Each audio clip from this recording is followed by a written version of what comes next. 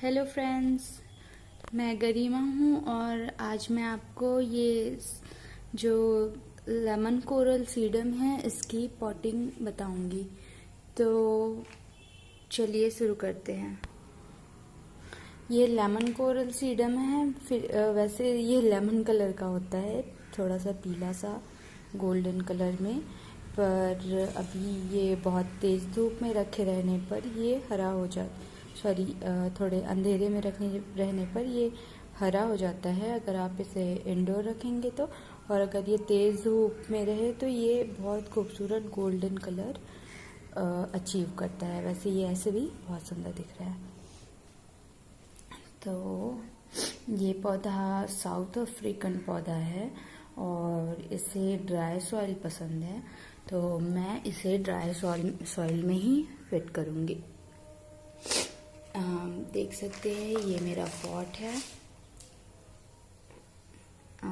इसमें बहुत सारे ड्रेनेज होल है। जब मैं इसे नर्सरी से लेकर आई थी तो इसमें उन्होंने मुझे एक होल करके दिया था, पर मुझे लगा कि अगर इसमें और ज़्यादा होल्स रहेंगे तो ड्रेनेज ज़्यादा अच्छी होगी, क्योंकि इस पौधे को वेल ड्रेन सॉइल पसंद है। अगर आप इसे गीली मिट्टी में रखेंगे तो ये धीरे धीरे से ख़राब हो जाएगा। तो अभी मैं इसके लिए जो मिट्टी यूज़ करूँगी वो है रेत।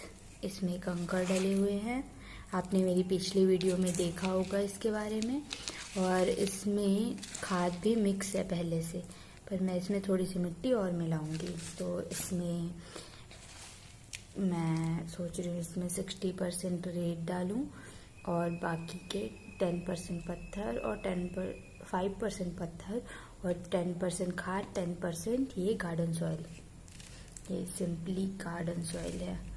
मैं इसे डायरेक्टली इस मिट्टी में नहीं रखना चाहती, क्योंकि आप देख सकते हैं ये कितनी सख्त मिट्टी है, ये फूटती नहीं है। और ये एक तरह का सैकुलेंट है, तो सैकुलेंट को इतनी सख्त मिट्टी में नहीं लगानी चाहिए। इनकी जड़ें रोएदार होती है और अगर आप इन्हें ऐसे टाइट मिट्टी में लगाते हैं तो ये ख़राब हो सकते हैं। इनकी जड़ें अंदर नहीं जा पाती। आप इन्हें ऐसी मिट्टी में लगाइए जो जिनमें इनकी जड़ें इजीली अंदर जा सकें। सबसे अच्छी मिट्टी नदी के किनारे जो रेतीली मिट्टी होती है ना, वो होती है इनके लिए। पर अभी तो मेरे पास वो नहीं है, तो मैं इसे इसी में लगा दूंगी। तो सबसे पहले मैं इसमें रेत और थोड़ा सा पत्थर डालूंगी। इसमें डालूंगी थोड़ी सी मिट्टी। एक्चुअली इसमें से बार बार ऐसे मिट्टी जो है गिर रही थी, तो मैंने इसमें ये रॉक बेड, पेबल बेड बना दिया है। अब ये पानी भी बहुत अच्छे से ड्रेन करेगा और इसमें से ये जो अपना सॉइल है वो बाहर नहीं निकलेगा। तो अभी मैं इसे इसमें से बाहर निकालती हूँ।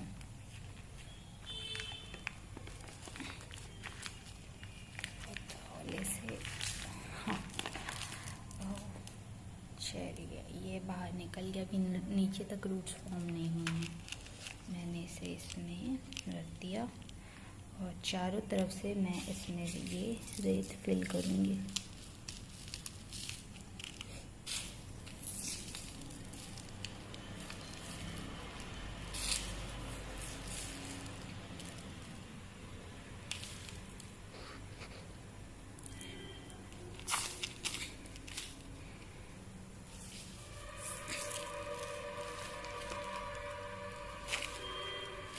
वैसे ये बहुत हार्डी प्लांट है, आपको इसमें ज़्यादा पानी देने की ज़रूरत नहीं है। आप इसमें 3 दिन या 4 दिन या जैसा आपका पॉट है, जैसी आपकी सॉइल है, जैसा वेदर है, उस हिसाब से मिनिमम 3 दिन में पानी दे सकते हैं।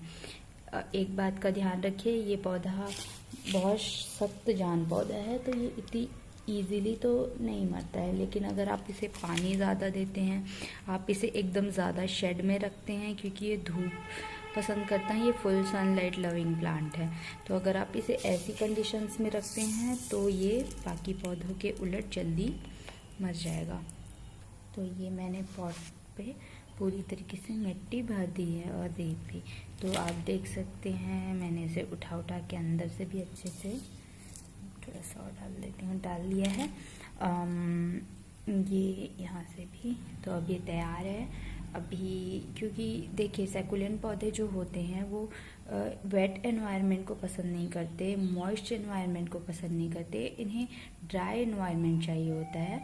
तो आप अगर कोई पौधा लाएं तो या तो उससे पहले एक दिन आपके आसपास के एनवायरनमेंट में एडजस्ट होने रख दें, या फिर आप उनमें या आप उन्हें तुरंत लगाएं तो उनमें तुरंत पानी ना डालें। उनमें शाम को नहीं, सुबह के टाइम आप पानी डालें अगले दिन। एक दिन उसे एडजस्ट होने दें, इन्हें कुछ नहीं होगा, आप इसकी चिंता ना करें।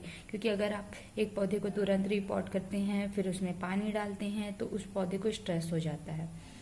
तो मैं आपको कहना चाहूँगी कि आप उसी दिन पानी ना दें, या बहुत कम पानी दें। जैसा कि आपने देखा है मैंने दिया तो पूरा दिया भी नहीं, इधर से ये सूखा हुआ है। तो ये इससे काफ़ी खुश रहते हैं। अगर आप इन्हें तुरंत पानी देंगे तो ये तो ऑलरेडी स्ट्रेस में होते हैं, नई जगह शिफ्ट होने के कारण, फिर इनमें पानी भी डाला होता है तो ये पौधे जल्दी ख़राब हो जाते हैं।